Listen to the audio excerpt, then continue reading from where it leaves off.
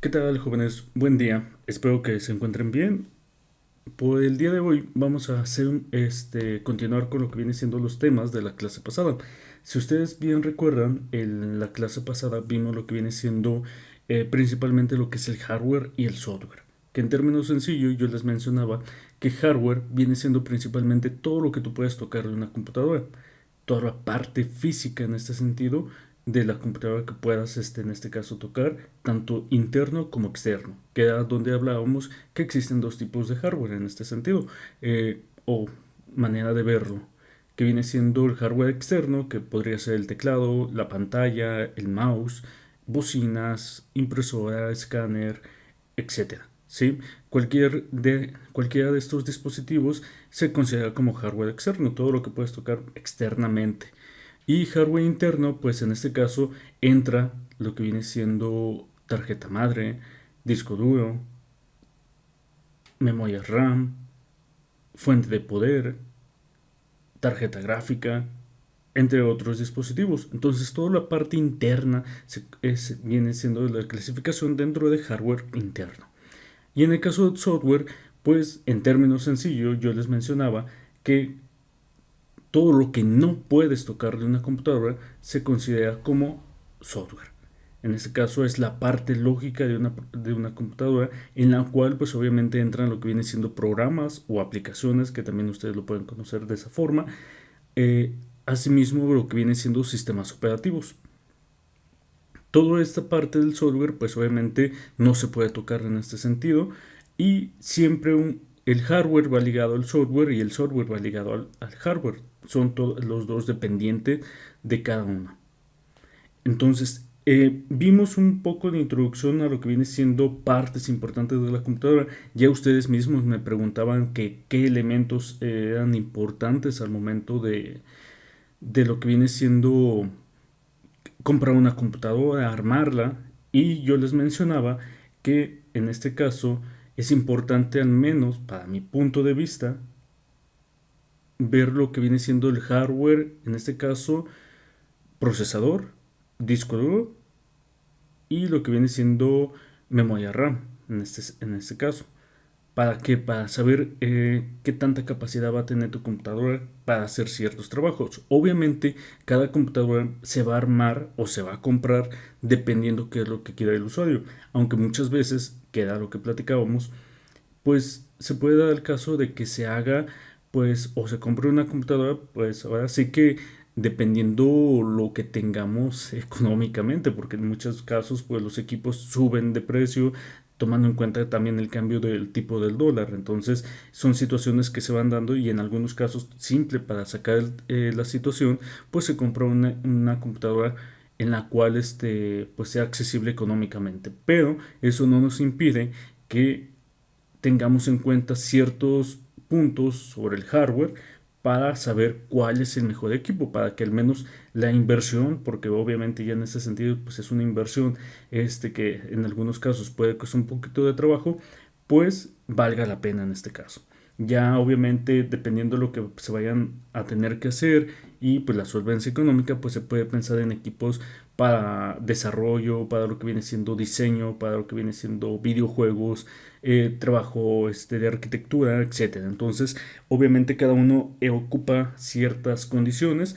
En algunos otros casos, pues no necesariamente ocupas una computadora para jugar, otra para trabajar, etcétera. Puede hacer exactamente lo mismo siempre y cuando pues tenga un buen rendimiento. En este caso, pues mencionamos que el CPU, la unidad central de procesamiento, en este caso el procesador, porque también les mencionaba que debemos de tomar en cuenta que el CPU es el procesador, no el gabinete, porque muchas personas pues se quedaron acostumbrados a mencionar, trae el CPU para acá, mencionando toda la pieza del gabinete y las partes internas. Pero una cosa es el gabinete y otra cosa es el procesador, CPU, unidad central de procesamiento en este caso. Y pues, como les mencionaba, viene siendo el componente más importante de la computadora, ya el cual tiene miles de millones de transistores, en este caso de silicio, que viene siendo semiconductores. Los transistores funcionan como compuertas lógicas, la cual permite que se puedan realizar distintas operaciones como suma, resta, multiplicaciones, divisiones, etc. También lo que viene siendo la frecuencia del procesador es la cantidad de veces por segundo que la unidad es capaz de llevar a cabo en una operación. ¿Qué tantos procesos puede estar realizando? ¿Sí? Ya hablamos que mencionan procesadores de Intel Core i7 o AMD Ryzen de 2 GHz, 3 GHz, 4 GHz, 5 GHz y en algunos casos pues obviamente esto está indicando pues el rendimiento que va a tener el equipo.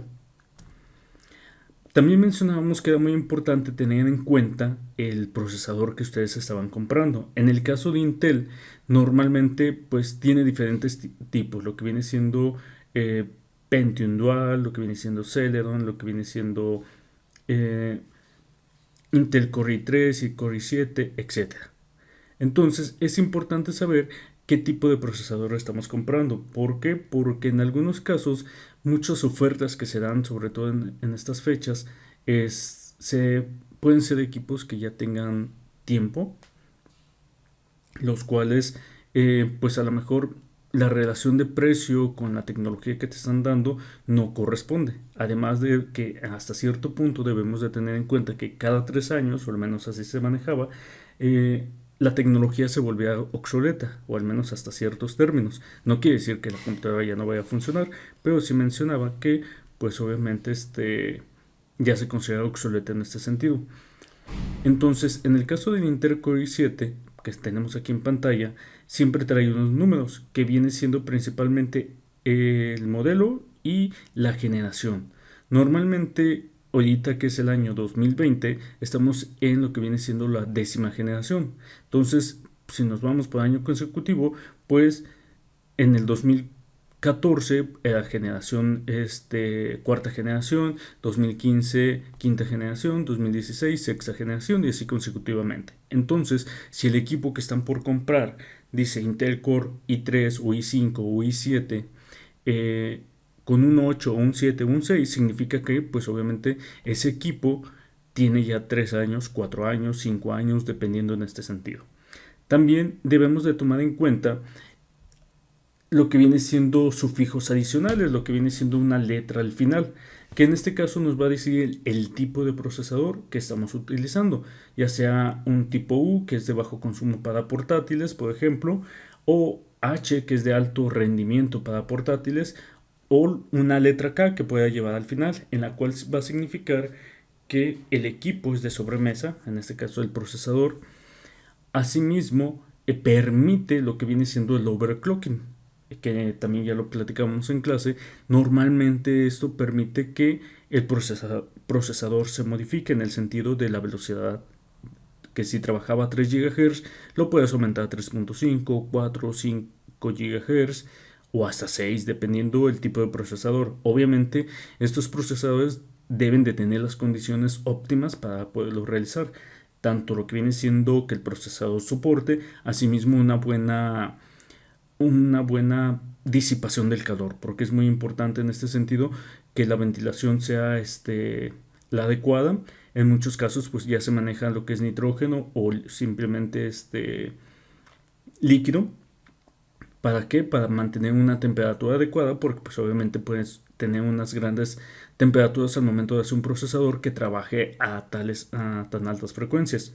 Entonces, esta es una de las partes que les mencionaba, que al momento de comprar un equipo, pues tener en cuenta qué tipo de procesador tenemos, en el cual puede ser Pentium Dual, Celeron, lo que viene siendo, si hablamos de Centrino, pues obviamente son procesadores muy viejos, o Core 2 Duo, por ejemplo, o procesadores como Xeon, que en este caso pues ya vienen siendo procesadores especiales para servidores.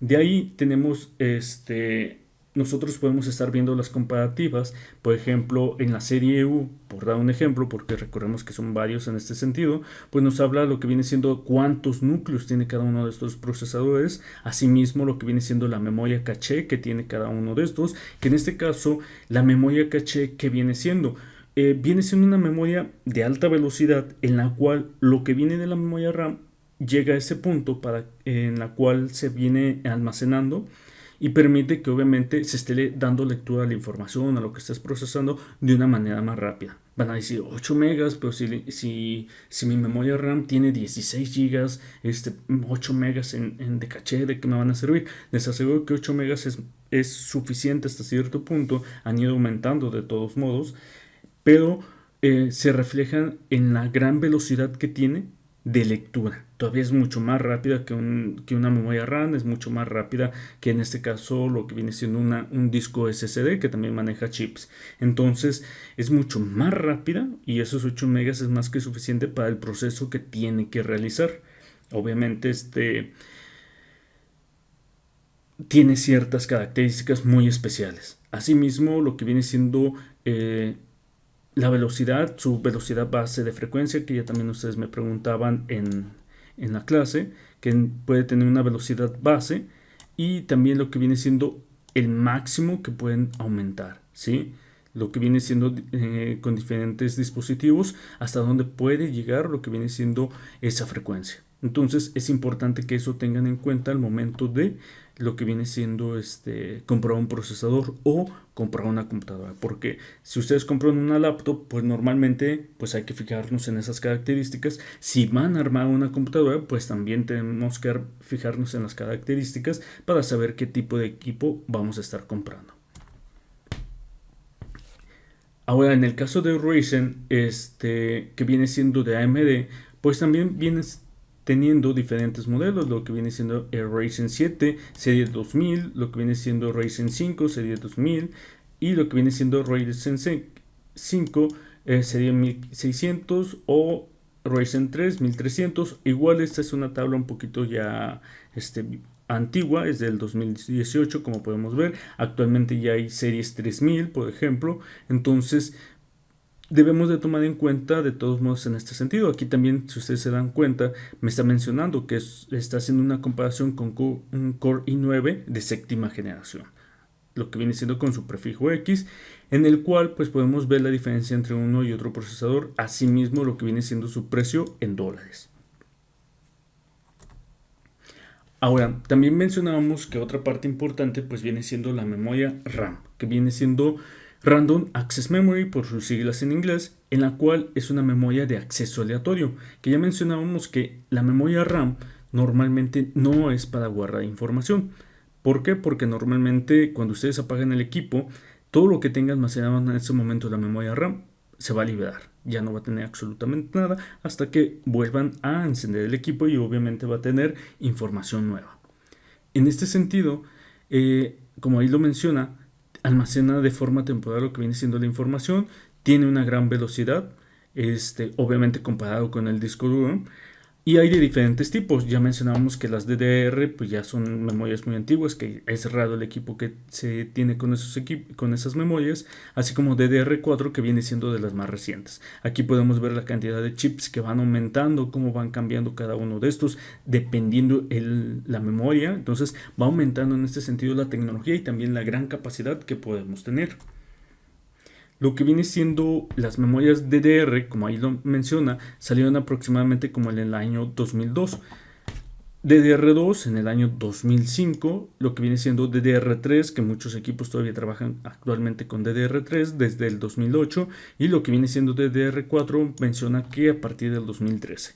Yo les mencionaba en clase que cuando ustedes van a actualizar una memoria, por ejemplo, si estoy hablando de lo que viene siendo DDR, pues normalmente ustedes van a donde van a comprar, o obviamente o si lo buscan por internet, memorias PC2700 o PC1600 que normalmente indican la frecuencia a la cual va a trabajar esa memoria, que en el caso de DDR3 tenemos desde frecuencias de 100 MHz, ¿sí? 200 MHz, 300 MHz y también lo que viene siendo DDR2 maneja desde 200 MHz hasta 533 MHz. Ahí también indicando que podemos identificar la memoria por PC2 8500 o PC2 5300 y así consecutivamente, que son las formas de identificarlo al momento de comprar una memoria RAM. Entonces es muy importante tener en cuenta la frecuencia. ¿Por qué? Porque obviamente va a ser la velocidad que ya hablábamos anteriormente con lo que viene siendo el procesador, nos va a indicar la velocidad a la cual puede leer la información. Porque una cosa es que ustedes pueden tener, por ejemplo, 16 gigas de memoria RAM, pero 16 gigas de memoria RAM que se puede leer a 800 MHz, o 16 gigas que se pueden leer a 1066 MHz o 2133 o 4600 MHz, pues obviamente es doble o triple o cuatro veces más rápido, aunque sea la misma capacidad. ¿Por qué? Porque con respecto a la capacidad, pues nos estamos refiriendo a cuántos programas puede estar abriendo con su información correspondiente, ¿sí? Entonces deben de tomar muy en cuenta lo que viene siendo las frecuencias y el modelo de cómo lo van a identificar. Normalmente las memorias RAM, como vemos en esta diapositiva, pues normalmente traen una etiqueta que aquí viene todos esos datos correspondientes, ¿sí? En el caso de que se pueda encender el equipo, también podemos ver la capacidad de la memoria RAM, el tipo de memoria RAM, etcétera. Pero en el caso de que ya tengamos abierto el equipo, pues casi todas tienen esta etiqueta y aquí les va a indicar qué tipo de memoria RAM es la que tenemos. Asimismo, debemos de tomar en cuenta que la memoria RAM no solamente te va a hacer más rápido la velocidad, sino que cuál es su función. Pues aligerar también el trabajo que tiene el disco duro. Recordemos que yo ya les había mencionado en clase que normalmente toda la información que ustedes tienen, todos los programas que instalan, todas las fotos, documentos, videos, etcétera, todo está en el disco duro. Pero solamente se le da lectura una vez cuando tú abres el programa. De allí en adelante, como se carga del disco duro, se carga lo que viene siendo la memoria RAM, ese programa que tú estás abriendo, Photoshop, Lightroom, Google Chrome, etcétera. Entonces, en ese sentido, aligera la carga para lo que viene siendo el disco duro, y lo que viene siendo maximiza o hace que sea más rápido la lectura de estos programas y que puedan trabajar. Porque si nosotros trabajáramos directamente desde el disco duro toda esa información, normalmente sería muy lento, ¿sí? Sería muy lento y no tendríamos el rendimiento óptimo en este caso. Entonces la memoria RAM viene a ayudar en ese sentido a que pueda cargar más aplicaciones, tenga más amplia memoria y también la velocidad a la cual puede estar leyendo esta información. Bueno, también ahorita ya les mencionaba sobre el disco duro, la importancia que tiene, que en este caso, pues un disco duro, que el más común que tenemos viene siendo el disco duro magnético, en el cual pues sirve como soporte de almacenamiento de datos. Ya tienen muchos años existiendo, obviamente han evolucionado. Anteriormente pues hablábamos de discos que podían ser de 500 megas, 10 megas, que actualmente tenemos discos de 1 terabyte, 2 terabytes, 4 terabytes. Recordemos que 1 terabyte equivale a 1024 gigas en este sentido.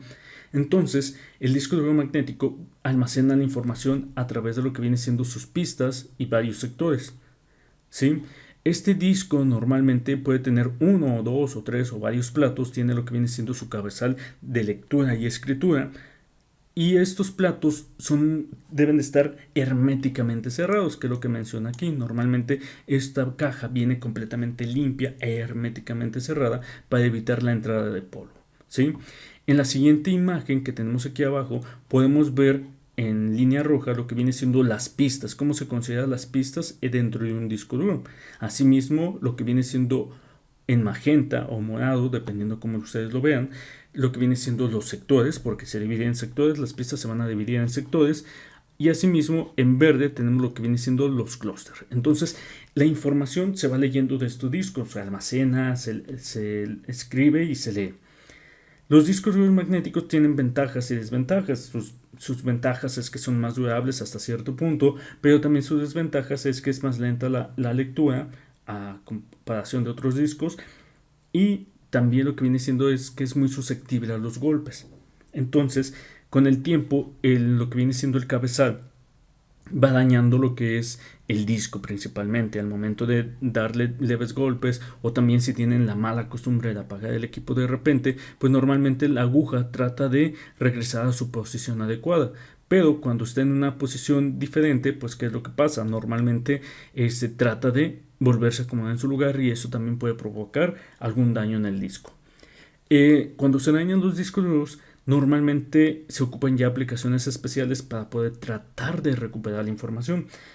Ya en algunos casos, pues hay empresas, sobre todo las empresas, llegan a pagar varios miles de pesos por recuperar 1 GB, 2 GB, 3 GB de información en este caso, porque obviamente es información importante para las empresas. Entonces, en este caso, siempre es importante darle un buen cuidado a su computadora cuando ustedes se muevan. Sobre todo las laptops actualmente son las que suelen tener más problemas con lo que viene siendo daños físicos, porque estamos acostumbrados a moverlas de un lado a otro como si fuese el celular. A veces al momento de cambiarnos, por ejemplo, del escritorio a la cama o a otro mueble, a veces solemos golpear o dejar caer de cierta forma, aunque nosotros pensemos que es leve, y aunque sea un golpe leve, ese se le va acumulando.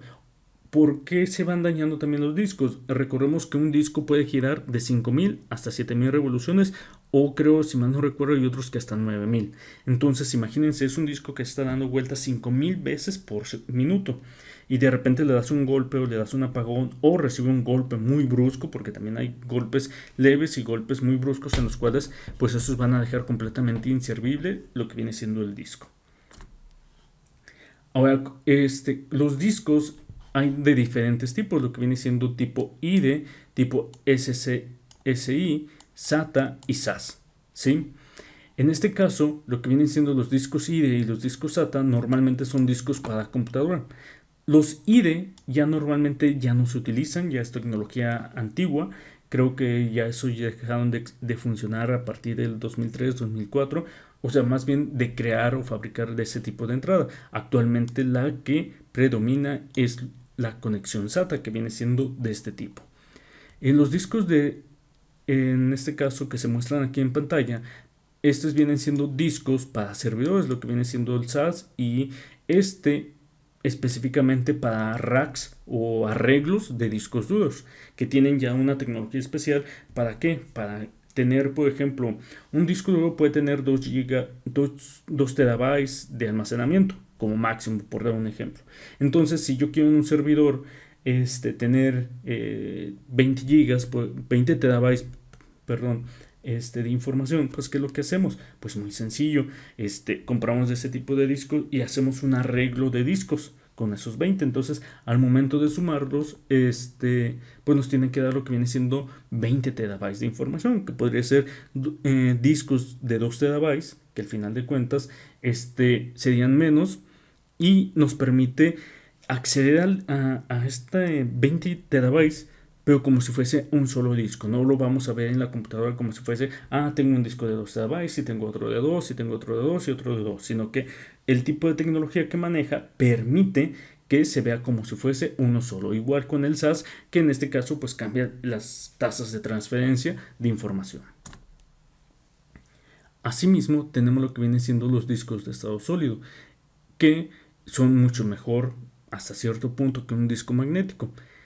Son dispositivos de almacenamiento, obviamente, de datos, utilizan memoria no volátil, son menos sensibles a los golpes, que esa es una de sus ventajas, poseen menor tiempo de acceso y latencia, y utilizan lo que viene siendo chips o flash basados en puertas NAND, ¿sí? Una de sus desventajas, que se puede marcar más grande, es que su vida útil puede ser inferior a lo que viene siendo un disco magnético. ¿Por qué? Porque es susceptible a la sobreescritura que tienen los chips. Entonces lo más recomendable siempre es no estar sobreescribiendo tantas veces.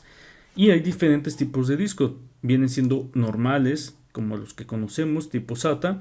Hay nuevas tecnologías como la M2, NVMe y PCIe.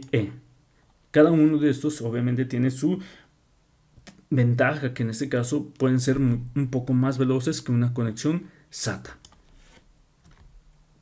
Y como podemos ver en pantalla, pues estamos viendo la diferencia entre un disco duro magnético y lo que viene siendo un disco de estado sólido, que en este caso obviamente un disco magnético también tiene su tarjeta lógica, obviamente, y tiene sus discos magnéticos, tiene los que vienen siendo sus cabezales, lo que viene siendo imanes de neodimio.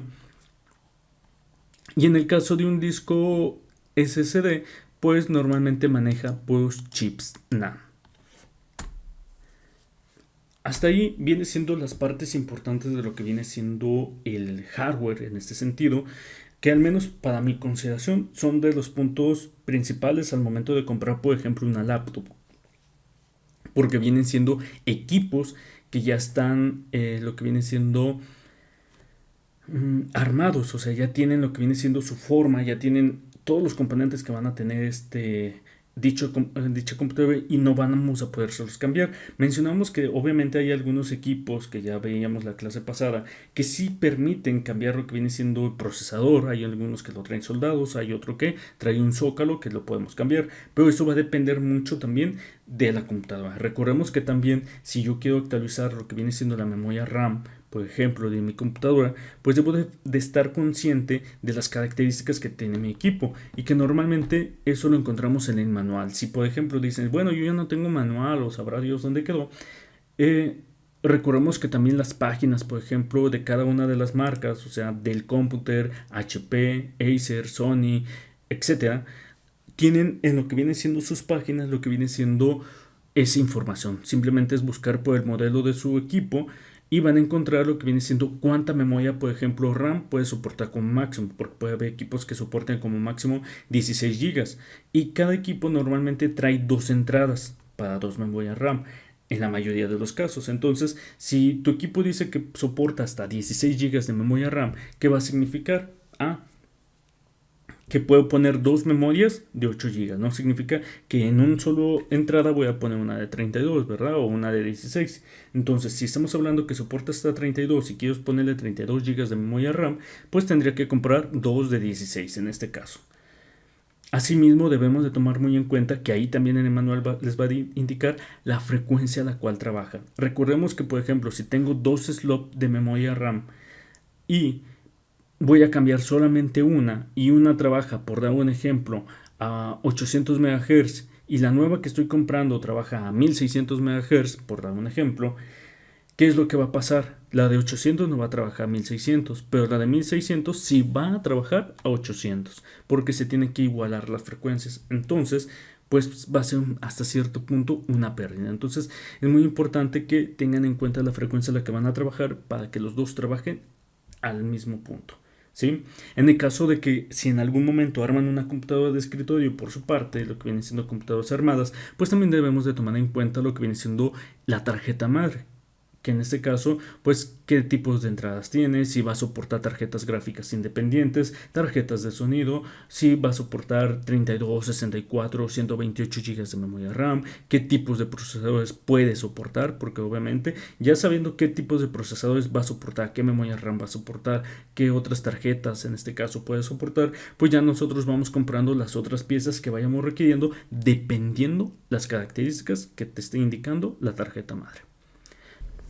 Bueno, de ahí de ver las partes importantes de lo que viene siendo el hardware, tenemos lo que viene siendo el sistema operativo. En este sentido, el sistema operativo normalmente viene siendo el software principal, el cual se encarga de gestionar los recursos de hardware y además provee servicios a los programas de aplicación de software. También se encarga de administrar el tiempo de uso que tiene el CPU, espacios de memoria, almacenamiento, así como los distintos dispositivos de entrada y de salida. Un sistema operativo, como podemos ver, y que ya lo mencionaba en este momento, normalmente va a ser nuestro intermediario entre nosotros, como usuarios, y el hardware.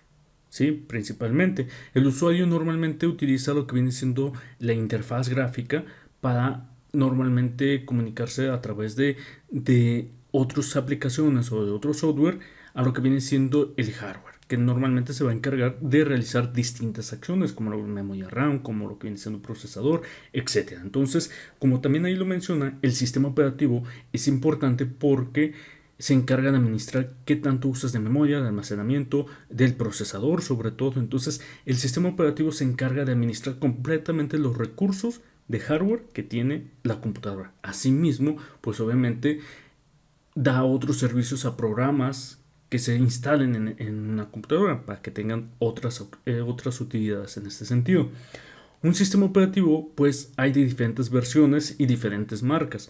Dentro de las más conocidas o más llamativas en este caso, viene siendo Windows en sus distintas versiones, lo que viene siendo desde Windows 98, 95, 2000, Windows XP, Windows 7, Windows Vista, Windows 8, 8.1 y actualmente la versión que tenemos de Windows 10. En el caso de Mac, pues tiene distintas versiones del sistema OS, como Leopard, como bueno, es que son varios, pero la verdad esto sí, ahorita me pasó desapercibido, pero son varios sistemas operativos. Igual si los hablamos del sistema operativo que aplica para celulares, pues también en su versión iOS o en el caso de las MacBook, que es versión OS, que tiene distintas versiones, en este caso, que les ponen diferentes nombres. Y en el caso de Android, que es un sistema operativo para lo que vienen siendo celulares en su mayoría, pues también tiene distintas versiones en las cuales normalmente tenían nombres de galletitas. Ahorita ya han ido cambiando completamente cada una de sus versiones y que obviamente cada versión, cada actualización va mejorando en algunos puntos para que administre de una mejor manera el hardware, por ejemplo, de nuestro celular. Y tenemos versiones en el cual entra lo que viene siendo sistemas de software libre, lo que es el Linux. En este caso, se maneja por distintas distros, como lo que viene siendo SUSE, como lo que viene siendo Ubuntu, como lo que viene siendo Kali, como lo que viene siendo CentOS, etc. Cada uno de estos distros normalmente tienen distintas aplicaciones, lo que viene siendo para usuarios comunes, para lo que viene siendo servidores, para lo que viene siendo auditoría de redes, por ejemplo, por dar algunos ejemplos. Entonces, cada uno de estos sistemas operativos tienen funciones distintas dependiendo qué es lo que quieras hacer. Una de las ventajas del software libre es que el código es abierto, que es por eso es lo de software libre. Entonces, la comunidad principalmente es, a través del trabajo colaborativo, pues se dedican a lo que viene siendo darle más funciones, programarle, mejorar lo que viene siendo algunas funciones o corregir algunas funciones, a diferencia de lo que viene siendo Windows, Mac, por ejemplo, que normalmente está limitado a lo que viene siendo lo que hacen los empleados dentro de la empresa. Entonces, en este punto, los distintos sistemas operativos pues nos van a permitir, sobre todo los modernos, tener una capacidad para múltiples programas, lo cual permite mantener varios trabajos en la memoria al mismo tiempo, de tal forma que el CPU siempre tenga un trabajo que ejecutar. Tiene una comunicación con el usuario a través de su interfaz gráfica, que es lo que obviamente hace que se vea bonito, con los programas y archivos que se muestran en la pantalla con pequeñas imágenes e iconos. Anteriormente, ahorita estamos hablando de modernos, pues obviamente desde que apareció las interfaces gráficas, porque anteriormente un sistema operativo normalmente era a base de líneas de comando, de MS2, que era el más conocido, y normalmente pues no tenían ventanas, no teníamos carpetas, iconos, etcétera. Todo eso era a base de líneas de comando. Entonces, pues es una gran mejora. Asimismo, tiene su núcleo o kernel del sistema operativo, el cual es su centro, su vida, que concentra las funciones más básicas de la computadora, como lo que es el administrador de archivos, los controladores de dispositivos, etc. Entonces, el kernel contiene, por así mencionarlo, pues los principales puntos básicos de un sistema operativo. Y asimismo, el hardware puede responder a diferentes tipos de sistema operativo. Una laptop de la compañía Dell, como ahí menciona, puede funcionar con sistemas operativos de Windows o de Linux. Normalmente, lo que viene siendo los equipos de PC, pues pueden trabajar con distintos sistemas operativos de las distintas versiones de Windows o de las distintas distribuciones en el caso de Linux. En el caso de Mac, pues ya sabemos que está restringido a utilizarlo exclusivamente con sus propias computadoras, que por ahí hay algunas modificaciones en software que encontremos a través de la red que permite ponerle un sistema operativo de Apple a una PC. Puede ser que encuentren, pero no son 100% funcionales porque obviamente hacen distintas modificaciones para que lo pueda ejecutar en este sentido. Y los sistemas operativos se van a clasificar de 4 formas: los que administran las tareas, lo que vienen siendo administran los usuarios, el manejo de recursos y el manejo de la red. En el caso de la administración de tareas también se divide en 2, en lo que viene siendo monotareas, que solamente van a permitir ejecutar un solo proceso en un momento dado, el cual continuará haciéndolo hasta que se finalice su uso o tenga una interrupción. Entonces, monotarea significa que solamente puede realizar una tarea a la vez. No puedo tener 2, 3, 4, 5 aplicaciones abiertas, sino que exclusivamente la que estoy trabajando. En cuanto lo finalice o cierre de repente, puedo ejecutar una nueva tarea. Tenemos también lo que viene siendo multitarea, que el cual, pues como ahí lo menciona, es capaz de ejecutar varios procesos al mismo tiempo, el cual pues puede asignar los recursos de forma alternada, puede estarlo intercambiando. Entonces, en este caso, las multitareas pues vienen siendo la mayoría actualmente de los sistemas operativos, porque yo puedo estar, por ejemplo, grabando este video, puedo estar navegando en internet, puedo estar mostrando la presentación de diapositivas, puedo estar utilizando muchas aplicaciones en este momento, distintos procesos, y eso es lo que permite los sistemas operativos de multitarea, que no necesariamente tengo que pagar una aplicación para poder ejecutar alguna otra. Asimismo, existen lo que vienen siendo los que están administrados por usuarios, ya sean monousuarios o multiusuarios, que en el caso de los monousuarios, pues solo permite ejecutar los procesos únicos para un usuario al mismo tiempo.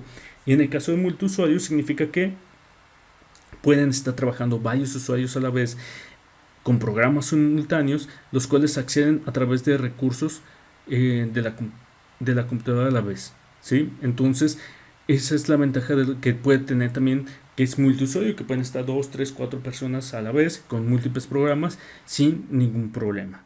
Asimismo, están divididos, clasificados en el manejo de recursos, que pueden ser centralizados, descentralizados, uniproceso y multiproceso, que en el caso de centralizados, pues como ahí lo menciona, permite usar los recursos de una sola computadora. En el caso de descentralizados, permite utilizar los recursos de varias computadoras al mismo tiempo. Entonces, centralizado significa que solamente mi computadora, mi sistema operativo puede utilizar los recursos de mi propia computadora. Y otros, en el caso de descentralizados, puede estar conectada a mi computadora, puede estar conectada a otra, a 3, 4, 5, y estar compartiendo sus recursos, en este caso entre varias computadoras, al mismo tiempo. Está lo que viene siendo el tipo uniprocesos, los cuales permiten o son capaces de manejar un solo proceso de la computadora. Si este tuviera más procesos, pues no se utilizarían. Recordemos que aquí viene siendo un proceso. Un proceso, en este sentido, también se entiende todas estas aplicaciones, todo lo que se va abriendo, que de hecho también en clases se los mencioné, el cual permite tener distintos procesos abiertos a la vez, que tienen obviamente distintas funciones o distintos usos para que mi computadora pueda funcionar correctamente. De ahí tenemos lo que vienen siendo los multiprocesos, que son capaces de utilizar, como en este caso, que les mostraba en pantalla, todos los procesadores de la computadora, ¿sí? En el cual si tiene 2 o 3 procesadores, pues permite trabajar con esos o distribuir la carga de las distintas tareas. Entonces esa es una de las ventajas al trabajar o manejar los recursos, ya sea uniproceso o multiproceso. Y por último tenemos los sistemas operativos de red, los cuales permiten interconexiones e interactuar con ordenadores para poder acceder a sus servicios y recursos a través de la red. Anteriormente había algunos equipos que se le conocía como equipos tontos, por así, terminales tontas, que normalmente todos se conectaban a través de la red a un solo equipo, a una sola computadora, y podía tener múltiples usuarios utilizando los recursos, pero todos estaban conectados a través de la red. Entonces siempre va a depender el tipo de sistema operativo que estemos utilizando, las distintas clasificaciones que puede tener, dependiendo lo que estemos realizando.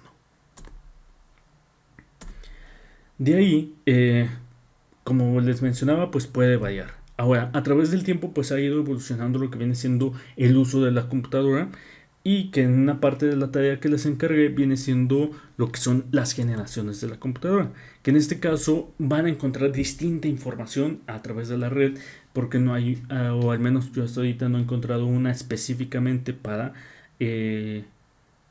sobre este tema, porque algunos hablan de 5 generaciones, otros hablan de 6 generaciones, etc.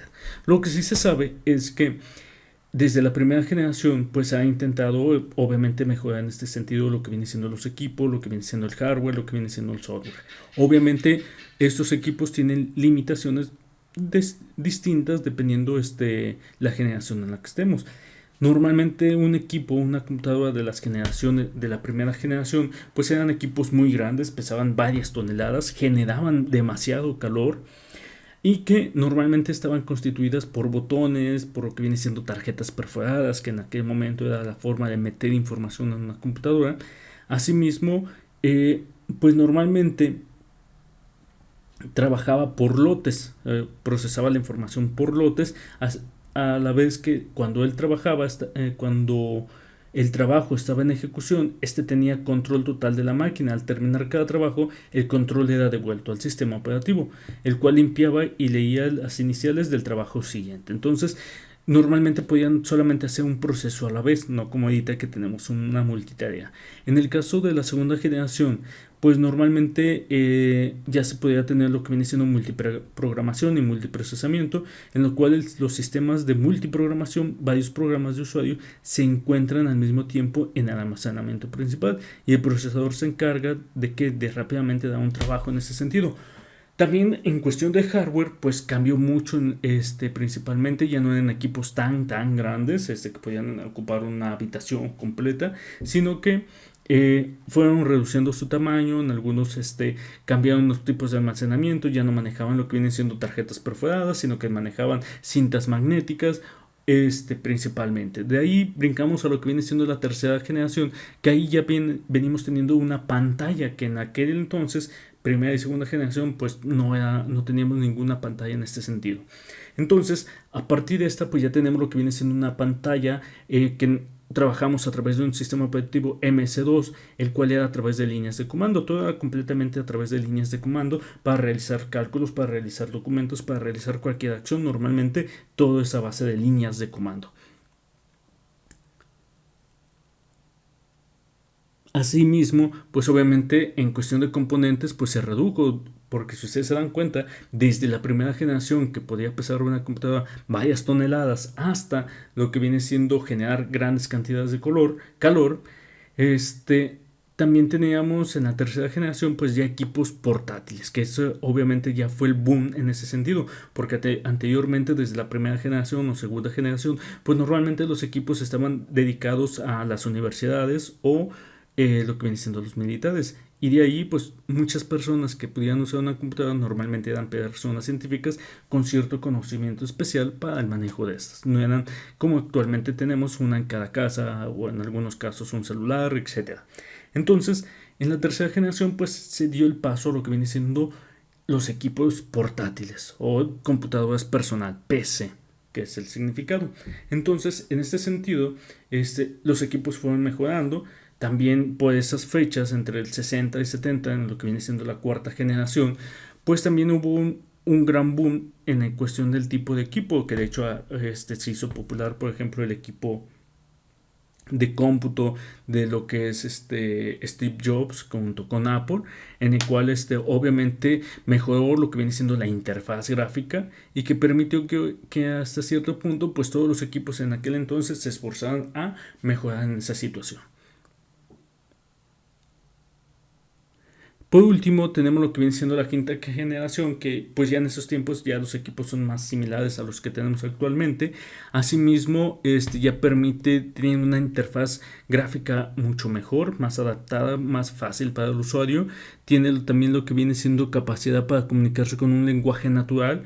O sea, ya no tenemos que trabajar como en la tercera generación, que eran líneas de comando, o en la segunda, primera, que eran simplemente tarjetas perforadas o botones, sino que ya todo lo podemos hacer a través de una interfaz gráfica amigable para el usuario, en la cual pues puede trabajar sin ningún problema. Asimismo, lo que viene siendo inteligencia artificial, lo que viene siendo redes, lo que viene siendo compartir archivos, entre muchas de las funciones que actualmente ustedes ya conocen y que se pueden realizar dentro de la quinta generación de las computadoras. En pantalla, ahorita muestro un poco de qué componentes tenía lo que viene siendo una computadora de aquellos tiempos, de la primera generación, que normalmente tenían distintos paneles que tenían lo que viene siendo muchos kilómetros de lo que viene siendo conexiones, resistencias y, muy importante, lo que viene siendo bulbos, que normalmente esos bulbos se podrían decir que eran como focos y que eran principalmente los que generaban mucho calor al momento de encenderlo. En el caso de la segunda generación, pues ya podemos ver equipos más reducidos en los cuales tienen una interfaz un poquito más amigables que la primera generación, y como les mencionaba, pues utilizaba lo que viene siendo cintas magnéticas para almacenar información.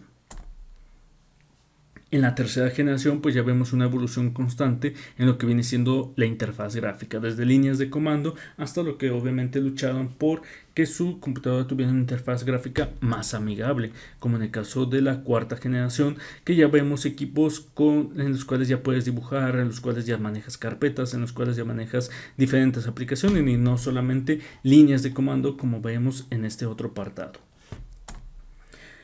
Por último, la tecnología se marca en las generaciones en cuestión de cómo fue evolucionando esta, que yo les mencionaba en un principio lo que viene siendo un bulbo era lo que se utilizaba en las primeras generaciones, que podía tener muchos bulbos un equipo de cómputo para poder funcionar. Normalmente se solían fundir y tenían que estarlos cambiando constantemente y como les menciono generaban mucho calor en este caso. De ahí evolucionaron lo que viene siendo a transistores, que en este caso un transistor, ustedes que van iniciando apenas en la carrera, pues viene siendo algo similar a lo que vemos aquí en pantalla, que son de diferentes tipos, que viene siendo un transistor así en términos sencillos,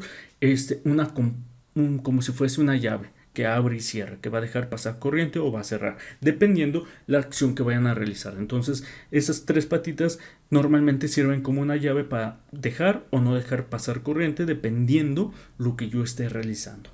Entonces, al momento de brincar de la primera generación que eran bulbos a la segunda, que ya empezaron a ser transistores de silicio, semiconductores, pues permitió que los equipos se redujeran en tamaño y que obviamente un costo fuera menor y que pues, no omitiéramos esos detalles de calor que teníamos en aquellos tiempos. Y poco a poco fueron evolucionando lo que viene siendo estos transistores hasta lo que viene siendo los microchips en este apartado, que en el caso de los microchips pues ya tiene varios miles de transistores de este tipo, que obviamente la tecnología de aquellos tiempos pues nos permitía reducirlos a cierto tamaño para que obviamente pudiéramos tener muchos de estos en una pieza tan pequeña como esta. Y poco a poco fueron evolucionando esos transistores hasta llegar a tener miles de millones de transistores, o sea, de piececitas como estas, que permiten tener un procesador con miles de millones y que obviamente nos permite tener, porque obviamente del microchip evolucionó al procesador completamente. Entonces nos permite tener miles de millones de transistores, o sea, con puertas que abren y cierran, abren y cierran, abren y cierran, dependiendo de la acción, y que eso permite sumar, restar, multiplicaciones y todo lo que nosotros actualmente podemos hacer en una computadora.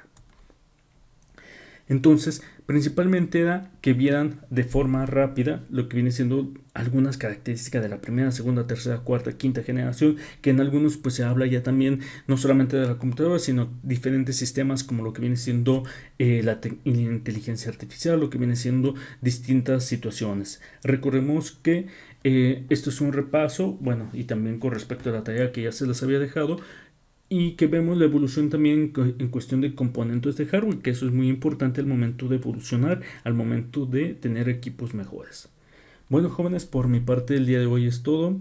Recuerden que si tienen alguna duda, pregunta o comentario me la pueden hacer saber, y que si hay alguien más escuchando este video que no corresponda a mi clase, que por el momento por la contingencia así la estoy realizando, también no duden en dejarme sus comentarios. Cualquier duda, pregunta o sugerencia con respecto a la clase es muy bien recibida. Por mi parte es todo. Que tengan buen día. Hasta luego.